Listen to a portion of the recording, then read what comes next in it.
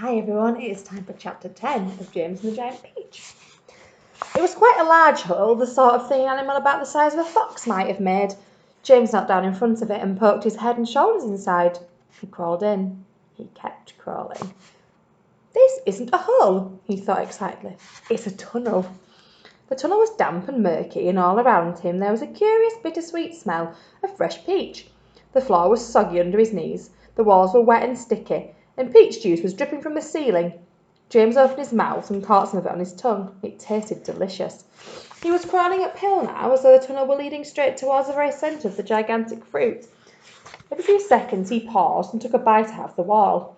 The peach flesh was sweet and juicy, marvellously refreshing. He crawled on for several more yards, and then suddenly, bang! The top of his head bumped into something extremely hard, blocking his way. He glanced up. In front of him there was a solid wall that seemed at first as though it were made of wood. Then he touched it with his fingers.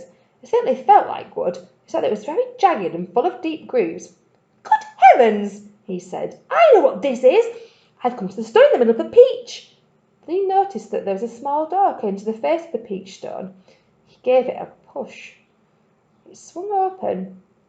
He crawled through it. Before he had time to glance up and see where he was, he heard a voice saying, "Look who's here!" And another one said, "We've been waiting for you!" James stopped and stared at the speakers, his face white with horror. He started to stand up, but his knees were shaking so much that he had to sit down again on the floor. He glanced behind him, thinking he could bolt back into the tunnel the way he had come, but the doorway disappeared. There was now only a solid brown wall behind him. That's the end of chapter 10. See you soon.